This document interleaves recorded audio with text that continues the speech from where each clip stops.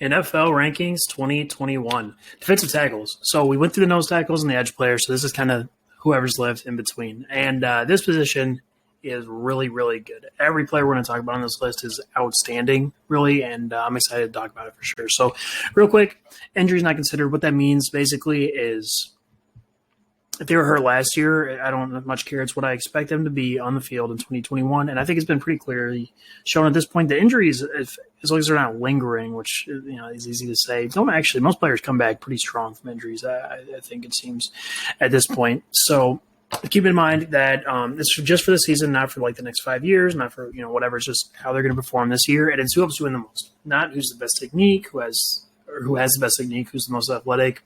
That stuff's whatever. It's about who provides you with the most positives or benefits in terms of winning a football game when they're on this field for the season. The colors are the tiers, but the order does matter as well. And there's no rookies on this list. Once they get to the NFL, we can talk about how good they are. Until then, ain't much worth it now. I don't think really anybody knows. So first 5 out, all these guys still really good. Adam Butler, Angelo Blackson, Derek Wolfe, Larry Ogunjobi, Matt Ioannidis. The big one here is Matt Ioannidis. I think he even would be in a tier by himself away from the rest of these guys. But all these dudes matter. They all consistently win. They all are really helpful. And something kind of to notice, too, with these defensive tackles is pass rushing. And, as with every other position, the passing aspect of it is more valuable. So guys who are able to consistently rush the passer are going to be higher on this list.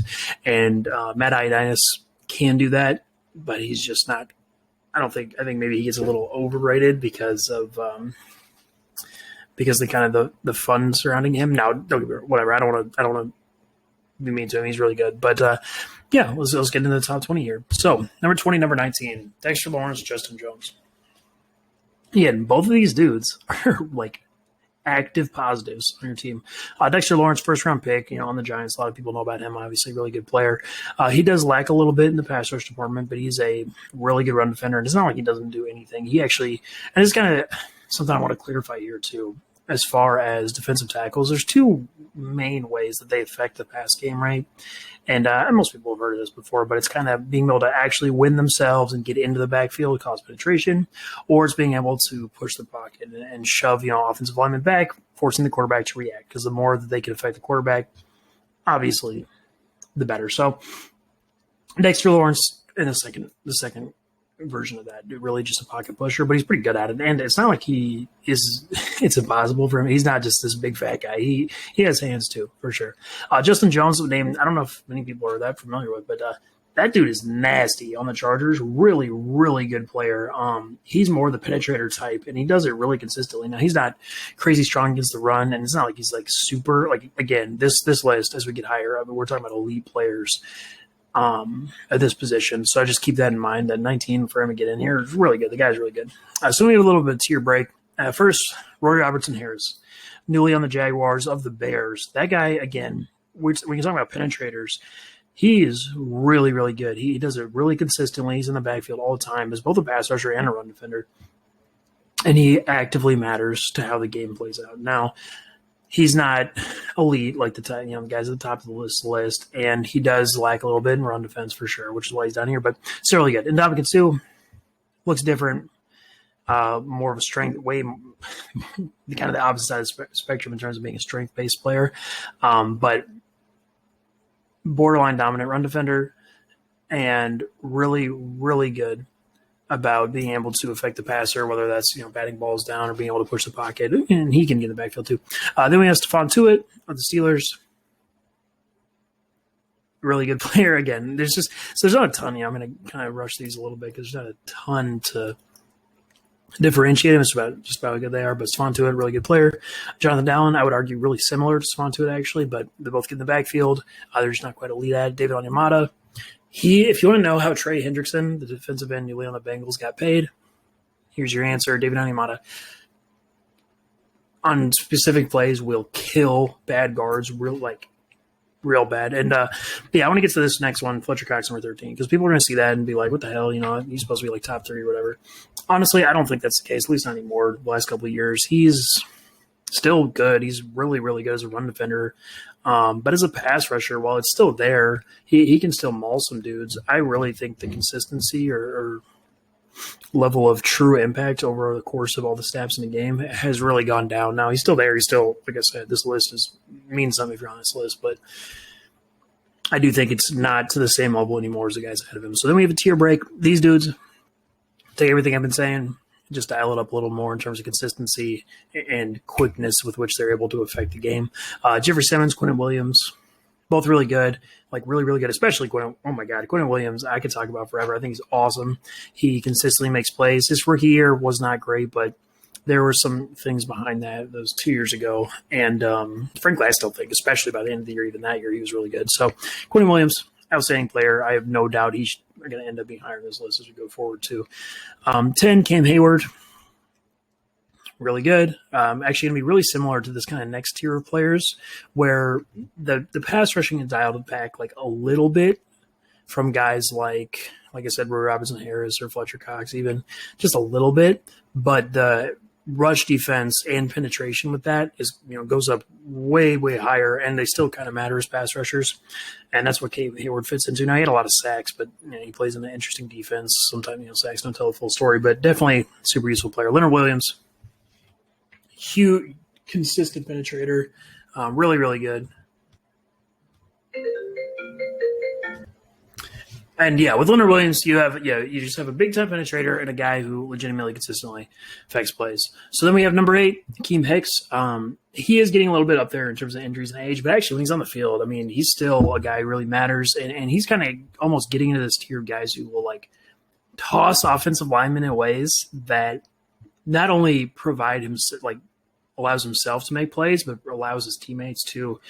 He kind of boosts a guy like Bilal Nichols, who was in the nose tackle video, who's also good himself. But Akeem Hicks, not to be underestimated, he's on the field, still really good.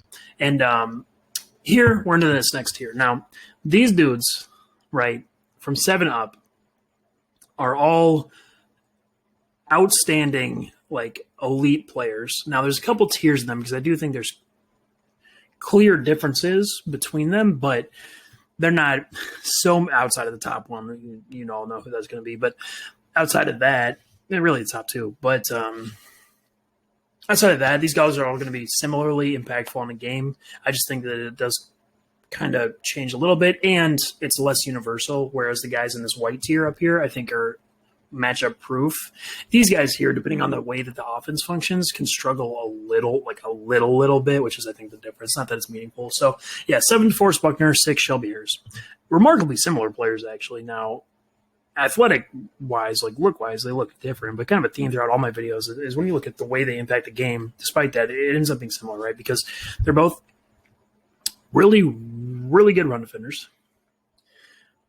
They are both bat down passes at wild degrees, especially Shelby Harris. What the hell? Him and Calais Campbell, the guy ahead of him, and the guy in the next tier too, are wild about that stuff. So something to remember with that. But Shelby Harris, DeForest Buckner, they both consistently affect plays. And what I think puts Shelby Harris ahead just a little bit is I actually do think he's kind of meaningfully better as a pass rusher, over the course of a season. It's going to show up in the difference in any given game. I don't necessarily think it's a huge deal, but don't want to talk about it too much. These players are both awesome, and don't let Shelby Harris get underrated. That guy's incredible. He is being way underpaid. He has been for a couple of years. Just keep that in mind. So then to the next tier, Calais Campbell. Calais Campbell's awesome. Still really, really good even at this age. Like I said, dominant as a pass defender, both in terms of pass rushing and in terms of batting down passes. And as a run defender, again, I'm going to run out of good things to say if I talk about all these guys and everything. So what I want you to talk about is the differences. The differences here is I do think he slowed down a little bit, not quite the crazy instant winner that he was even just a couple of years ago in the Jags. Now he's still super useful and worth infinitely more than a first round pick. But that's Calais Campbell. Number 4, this should actually be White. This is in the same tier as Calais Campbell. I'm saying that mistake now. My bad, whatever. Grady Jarrett's wild. He wins as quick. He's the only player in the NFL who's capable of winning as quick as Aaron Donald. The only, as far as interior guys goes. Now, he doesn't do it with even close to the same consistency, which is why he's down here. And as a run defender, he's Like, he is bar none the worst in the top 10 here as far as the run defender goes. But he's so good as a pass rusher. He's so much better than everyone else on this list outside of Aaron Donald and the guy at number 2 that he still belongs up here. He's a game wrecker. He's dominant. He kills even the best interior offensive linemen all the time. Grady Jarrett. Don't forget that name. The guy's crazy. Just a little bit weak as a run defender. That's why he's here. Number 3, J.J. Watt. I kind of argued to myself about where to put J.J. Watt as far as, nose tackle, or obviously not nose tackle, but defensive end, edge, whatever. I ended up going here because he's moving to the Cardinals where he's going to be at least in base packages playing 3-4 defensive end, I would assume. And, he's Calais Campbell, but faster, right? He does all the same things as far as a dominant pass defender, but he still has that step. Now, only reason he's not at the top is the 2 guys ahead of him are so unbelievably good, but J.J. Watt's still outstanding. The Cardinals made it's a big deal. It's a really big deal that they got him. So, number 3, defensive tackle NFL, right now. Then we get into the top 2 tiers. And number 2, Chris Jones on the Chiefs. And I will argue vehemently that there is a difference between all the guys we talked about, Chris Jones, and then the guy ahead of him. I already spoiled it, but whatever. Chris Jones is the only player. So, like I said, with Grady Jarrett, when it being the only player who wins as quickly as Aaron Donald, Chris Jones is the only player who wins with even kind of close to the same level of consistency as Aaron Donald. Now, he's not there. No, nobody is. I don't have to explain that part of it. But he gets there. He wins all the time. And he wins in ways that really matter, too. Despite not being, like I said, as quick, he's so dominant in the way he moves interior offensive linemen in the way of everything, both as a pass rusher and as a run defender. It's wild how much he affects the offense. And even through double teams, too, outside Aaron Donald, he handles double teams way better than anybody else. He is capable, although it's a lot less frequent, of winning as quick as Aaron Donald does. And his actual production has been hurt by the horrendous nature of the Chiefs' defensive ends for years. But don't let that fool you as far as an individual player. He is a absolutely dominant force. And then number 1, Aaron Donald, best player in football. Everybody knows it. I don't want to talk about it too much. There is literally no problem with him.